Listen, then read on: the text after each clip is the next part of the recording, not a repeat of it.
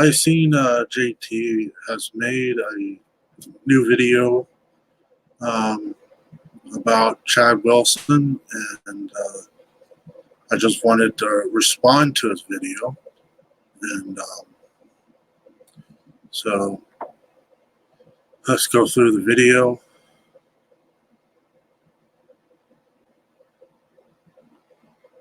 Let's take a look at this video put up by Watchman on the Wall.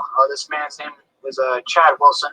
You see his channel here. His channel has changed a lot from what I've observed, but whatever. That's his current channel name. And you know, he used to be part of Brian Dudley's ministry. Well, you used to follow him, I should say.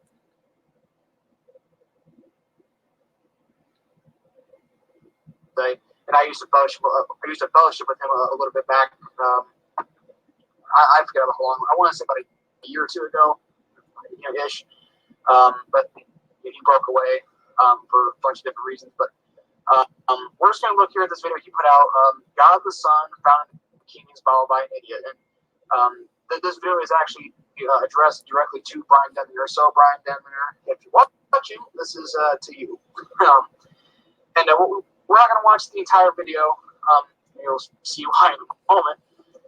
But he's trying to, he's basically going to try and defend the thing of God the Son being in the Bible, as as he says in the title here. And all I can really say about this video is that it's just complete and utter desperation at its finest. You'll see what I'm saying in a moment. We're just going to let him speak, and we're just going to try to follow along with him. I'll interject here or there, but let's go ahead and watch what he says. What's going on this morning? Oh. All right. Well, I guess this I don't know what you would call it.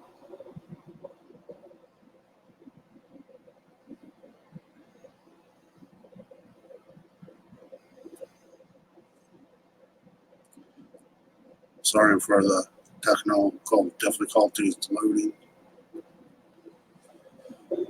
I guess this one this morning is kind of incorrect. We had to try and take a look at this one, but straight one.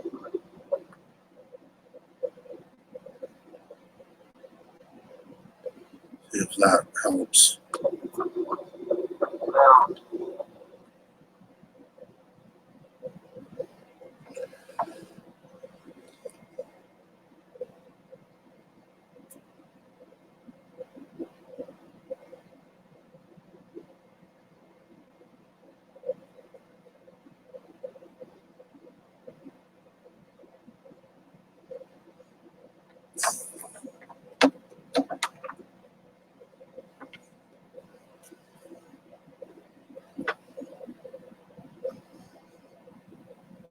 Now, I went back in your comments and everything. You found something Robert said. Robert said, you said, you saying Jesus is not the Son of God or something like that.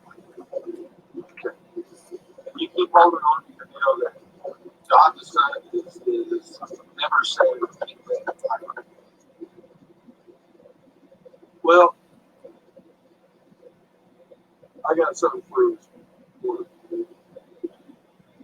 You're absolutely right. The King James Bible never says the phrase God the Son. Never says that. But it does say it. So it doesn't say it, but it does say it. Makes sense. So get out your Bible, Brian. Turn to 1 Corinthians 8. 1 Corinthians 8, verse 6. Now, Brian, I know you're kind of down and everything, but just stick with me here for a minute. I don't know what you know about the English language and everything, what commas. I'm just going to let Commas mean respond to commas it mean later. Just let them know. That's what commas mean. Okay?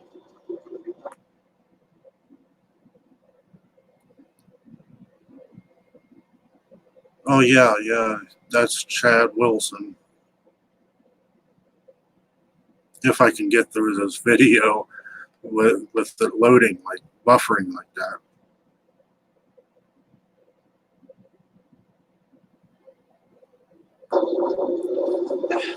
And I know you know what to mean because you go back to other places in the Bible and you talk about, how this comma distinguishes 2,000 years, from the first coming to the second coming and all this other stuff. And so I know you know what commas mean. So let's read this real quick on this slide. 1 Corinthians 8:6. But to us there is no one God, comma, the Father, comma, of whom are all things, and we in him. Semicolon. Ooh, there's a big break. And one Lord Jesus Christ, by whom are all things, and we by him. Now, that first comma, what does that first comma mean? Why is that significant in that passage? Why would God speak that into his Bible? Why would he do that? Especially, God the Father. Why would he do that? Well, he would do that because God is not a name. God is a title. What? Okay. So I can't help but just laugh at that. What? See, that's what I'm saying. That this is purely desperation. What you just heard. I mean, so God is not a name. It's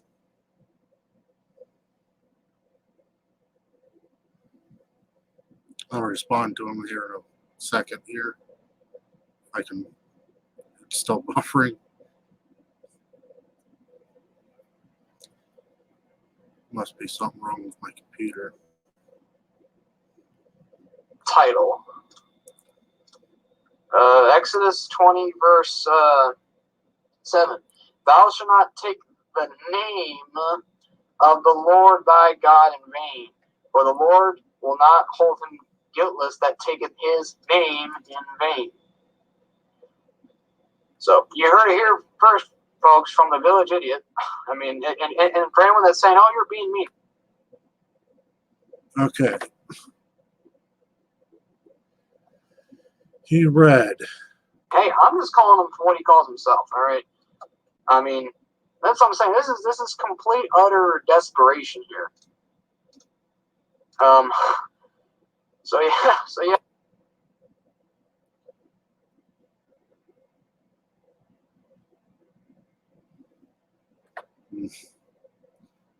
Okay. He read, Thou shalt not take the name of the Lord thy God in vain, for the Lord will not hold him guiltless that taketh his name in vain. God is an informal name of God because it's Elohim, but in all caps is Adonai is God's name. I am thy am, YHVH. And it's a name so sacred to the Jews that they will not dare to utter the name.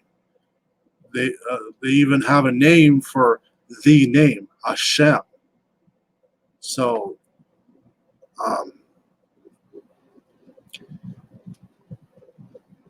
if I would utter the name, it would be Yahweh,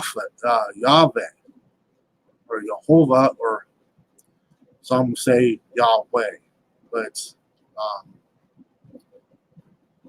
I was led to believe by research by rabbinical Jews that they do admit that it's Yahweh. So all caps is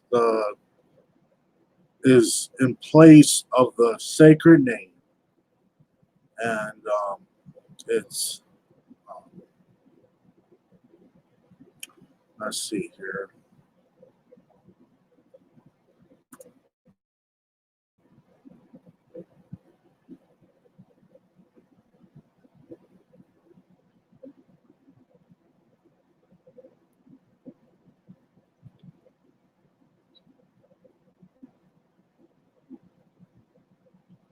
That's not right.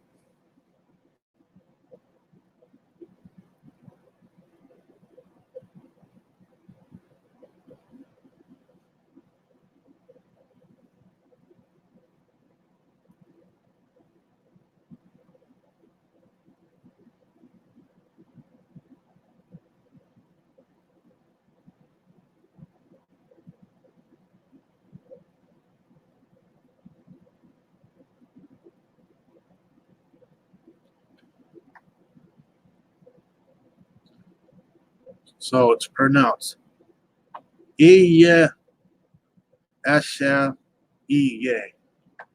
I am that I am. And it's right here. Yeah, right here. And it says to be inferred. So, anyways.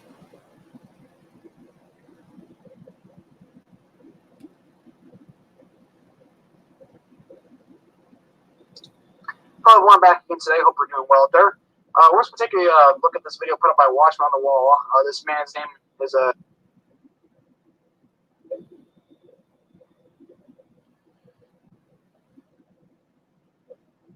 Where was I? Thomas made a break. Thomas. Yes, there is no one. Lord Jesus Christ. But,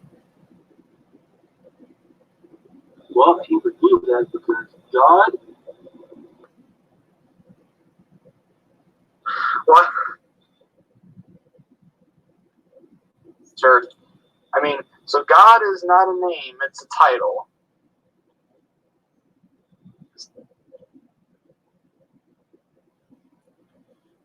By God in vain. In vain. I wanted to make this just a video, so it's all I mean, queued up. and prayer. That's what I'm saying. This is. So yeah. I would just stop the video right there. I think that it kind of speaks for itself, but we'll keep going here. God is Okay. The capital G means the God. It's referring to the God of Israel, the Elohim of Israel. So I'm not no grammatarian or English major, but I looked this up. So you got the semicolon. Hold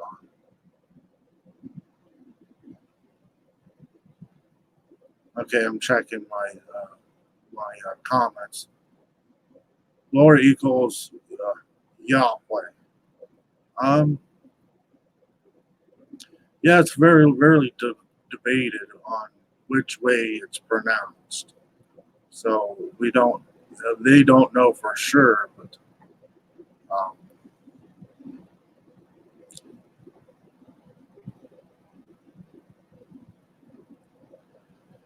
okay, you got the semicolon right there. And when a semicolon is used, see, there's God, the God of Israel, subject. Semicolon links together two clauses. A clause has a subject, the Father, the predicate describing what the subject is doing. The Father of whom are all things, and we in him. And this connects this clause. And one Lord Jesus Christ, by whom are all things, and we by him. So God of Israel, is the Father and the predicate, linking to another subject, Jesus, and the predicate, by whom are all things, and we by him. So God is parentheses here and here. So the God of Israel is the Father and Jesus Christ. That's why I wanted to.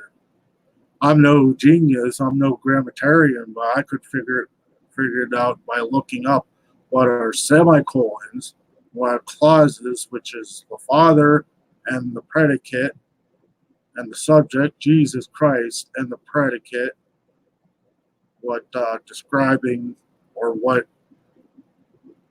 describing what the subject is or what he's doing. So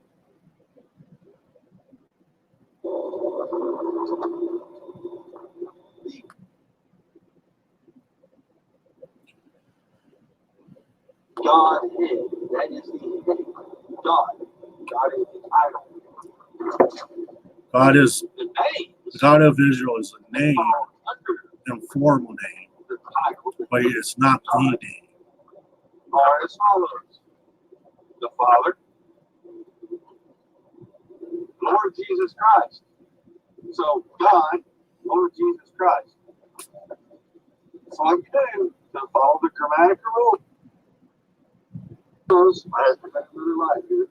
So I'm going to spin this around, but you can't see my little button. So that little comma right there, God. Name number one, the Father. And it gives you a description of God, of whom are all things and we in Him. Okay? Now you have the semicolon. That's a big break. So you go back up to the title, God, comma, Lord Jesus Christ. So it doesn't say God the Son, it says God, Lord Jesus Christ. What? What? What? Like, what are you talking about? No. But the semicolon is showing yes, there's a break there, but the semicolon still connects to one another. Because why? It's talking about the same being, the one person.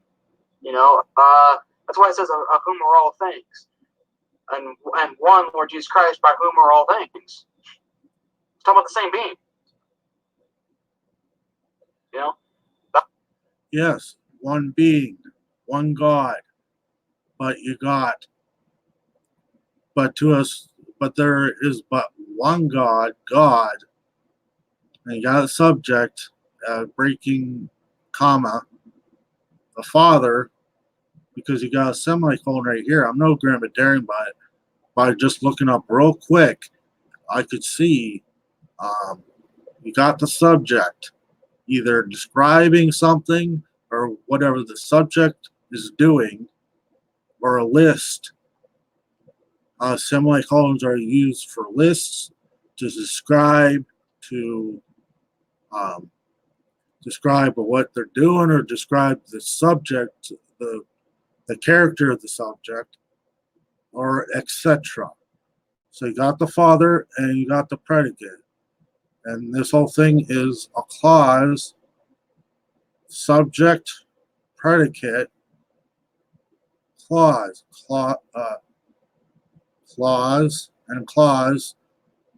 and refers to this, God. So you got the Father and Lord Jesus Christ as saying they're both this one God of Israel. That's why there's a comma, the Father, comma. The Father, this right here is giving a definition of what, when you see God, that's what it means. It's talking about the Father. That's all that's going on here. See, that's all I'm saying. This is just pure desperation. That's all that can be called here. Oh, I'm sorry, mommy girl. If you're still watching, I'm going between tabs. So I just seen that comment. Okay, I understand that. Saying the Lord is the tetragrammaton, yes, because the Jews, it's the name that shall not be uttered. Then the name Hashem or Lord Adonai, and God could Elohim could be in general any kind of God, or Elohim referring to the God of Israel, which is that capital G. So you got capital G, the God of Israel, referring to the Father and to the Jesus Christ. But why would he separate describing the Father and describing Jesus Christ as being the God of Israel, the God of Israel?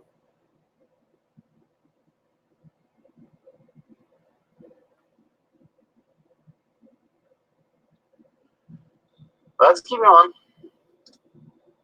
So, Brian, if you want proof,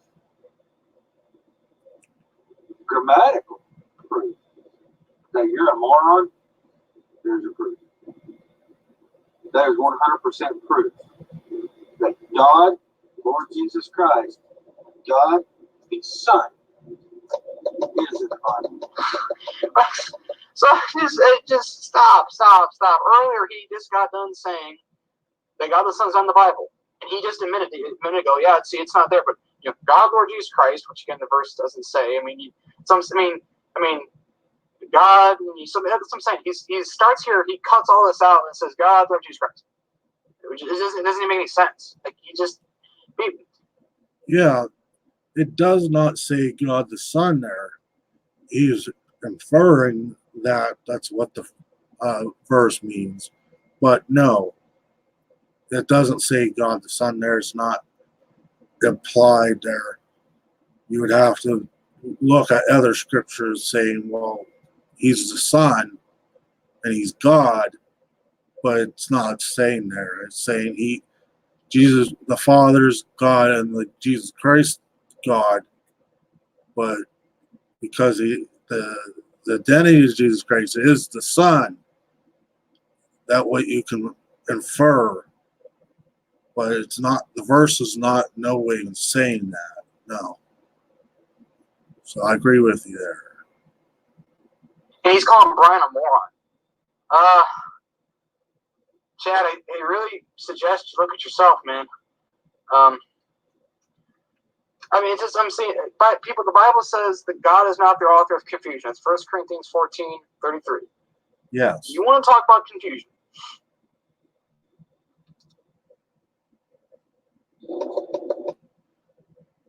Want to talk about confusion? I'm no genius. I'm not calling you dumb, but I'm no genius. I don't really know grammar or really English anymore, but at least I looked on the definition, just skimmed real quick, and I could figure it out real quick. And I'm not a smart person. I am smart in my own way in certain areas, but I'm not a genius, and I'm not really smart. So I could figure that out. So in grammar, yes, God is the Father and Jesus Christ. That's what it's referring to. It's like you put a parentheses on starting Father and ending of the verse, being God, God of Israel. The God of Israel is the Father and Jesus Christ. Yeah, and it's like God the Son. The Son is not even mentioned in the verse. So how can you say again? How can you say God the Son is in the Bible, but it's not in the Bible? But here it is. It's in the Bible. When the word Son is not even mentioned. Son does not appear because God is a title, not a name. Okay. I'm going to stop it right there. I think you get the point, though. I mean, I'll go back to the scripture one more time just so you can see it. Remember, everyone, God's a title, not a name. Thou shalt not take the name of the Lord thy God in vain. Yeah. So. Okay, I'll stop his video right there. I'll end it right there looking at his video because there's not really anything else to refute. But he's saying capital G is God's name. God's name is God, capital G. But right here is his name, but it's not spell it out, because how the Jews was so afraid and honored that they honored his name that they would not utter it. It's the unutterance of the name. They would only speak it every so often, and it's hidden in secret. Capital O L, capital O, capital R. This right here, Adonai, is the Tetragrammaton, YHVH. And that's God's name. I am that I am. Or Yahweh. Yahweh. Or Yahweh. I'm convinced it's Yehovah or Yahweh. But I don't know. So capital G is Elohim. And this Elohim is referring to the Elohim of Israel. Why would he goes God's name and thy God's name? Okay? Right. God's name, God's name. Thou shalt not take the name of God's name, thy God's name. No. Lord is Adonai, or YHVH, thy Elohim. So, not saying you don't study, but that's what it is. That's the truth. YHVH is God's name.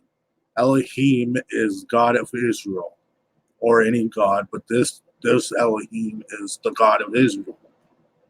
So I would advise you to study up on the Tetragrammaton, Adonai, and the Elohim, or in this case, the Elohim of Israel.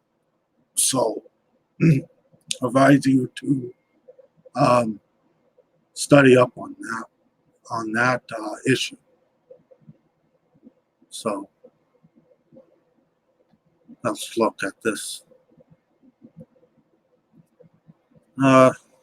Whoever's watching, thank you for watching. Wanted to make this video uniform and everything queued up, but my computer wasn't working. It had a buffer and everything. But I just wanted to show you this, that when they say 1 Corinthians 8:6 is proof that there's one person in God, that God is really the Father, it's not true. I figured out, and I'm not a genius, and I'm no way smart. I don't remember English grammar, but I looked up the definitions and I figured out that there's God, two subjects, and two subjects that are connected to the main subject, God. So God is the Father and Jesus Christ in one. Not saying that the Father is Jesus Christ. It's saying the God of Israel is the Father and Jesus Christ. That's what it's saying. All right. I hope this helps you, and I hope you I